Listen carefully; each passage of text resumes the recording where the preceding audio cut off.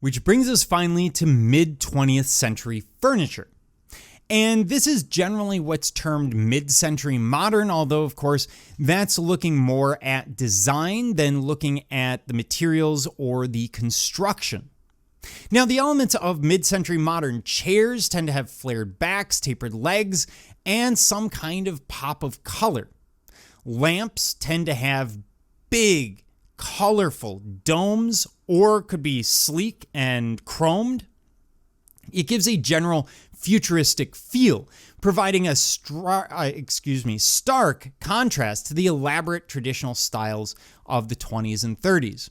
We'll see things like TV stands, we'll see clean design. The difference is the design is getting more and more graceful. So, what you're going to see, for example, with beds is a move away from simply a decorative headboard to something that may have a bookshelf. These are very common from the period.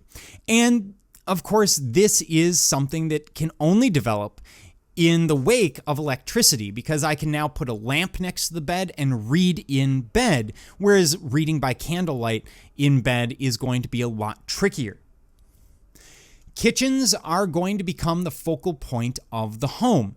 In fact, dining will move primarily into the kitchen out of any formal dining space, especially in a lot of these bungalow homes that are being built after the war. The result is a kitchen that is going to be fairly open plan, playing off of some of those modern and international style ideas and some of those Frank Lloyd Wright Prairie style ideas as well, with the open floor plans and spaces.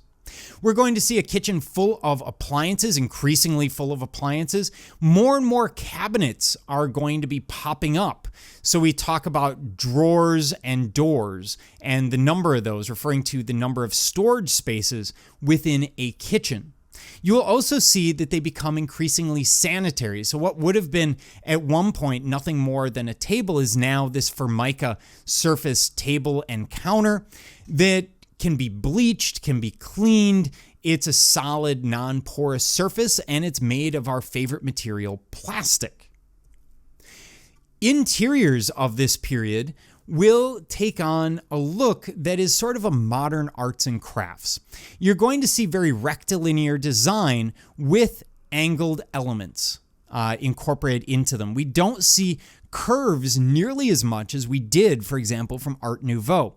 And you'll see that the supports of chairs and other structures are getting thinner and narrower. It's sort of like moving through the English Renaissance from the Tudor to the Jacobean, where we get to designs that are going to feel more futuristic because, of course, we have stronger materials, but they're going to give a sense of grace to the space, and they speak to a certain element of minimalism. Of course, if we had big, bulky furniture, it would be a different matter, but with people moving on a regular basis, you need something that's going to be relatively lightweight and mobile. So we've looked at the chairs. They're frequently going to be teak. They're going to be very simple designs, so you're not going to see upholstered arms very often, but you will see upholstered backs and seats. The upholstered seat is frequently a cushion rather than an actual upholstered piece or coil-sprung piece in the chair. We do see the development of the sling or butterfly chair in this period. This is very typical of what we've seen throughout. So we have that tubular steel construction being used. It's a very minimalist construction. There's only enough steel there to just hold what is the intended weight limit, whatever it happens to be for that chair. And then here we have the use of leather to set it apart, but of course you have general fabrics that are used as well, polyesters and new synthetics that are being developed.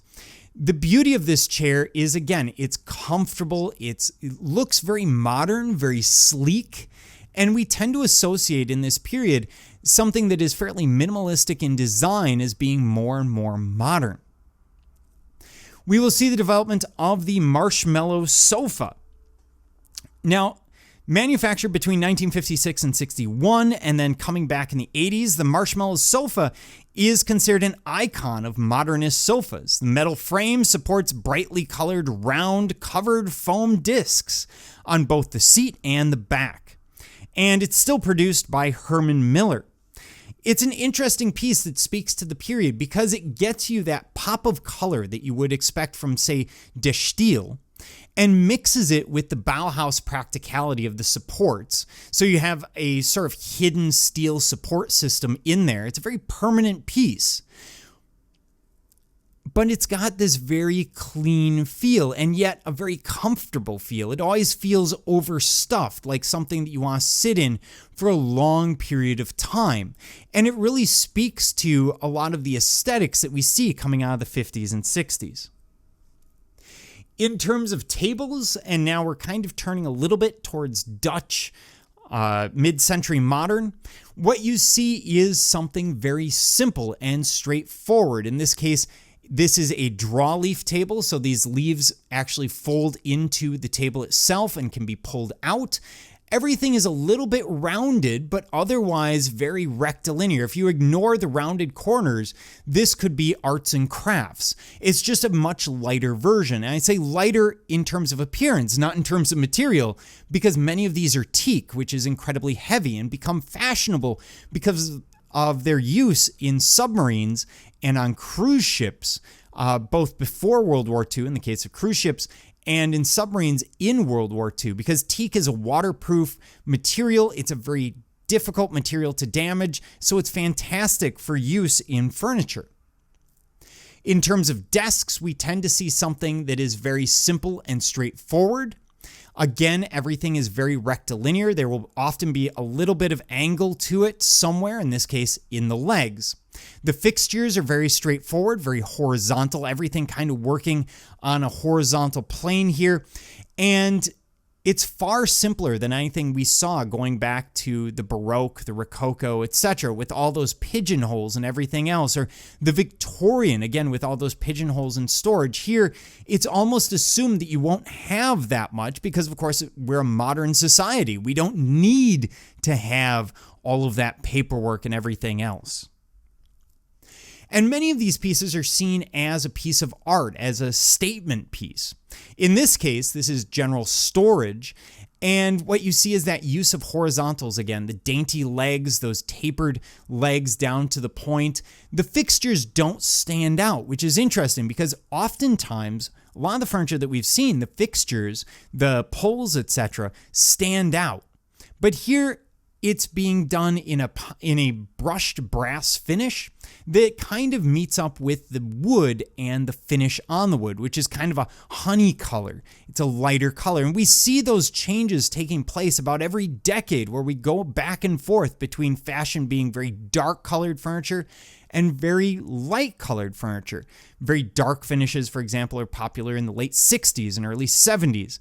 Whereas when you move into more modern day, we want very light finishes or very unique finishes. So we see a lot of change taking place. And where we started at in 1914, even though we've only covered a period of roughly 40 years, 45 years, we see incredible change. I mean, you could imagine comparing this to some of the Bauhaus designs, and yet we see that influence of Bauhaus coming through, that pragmatism, the simplicity, the willingness to mix materials and mix ideas.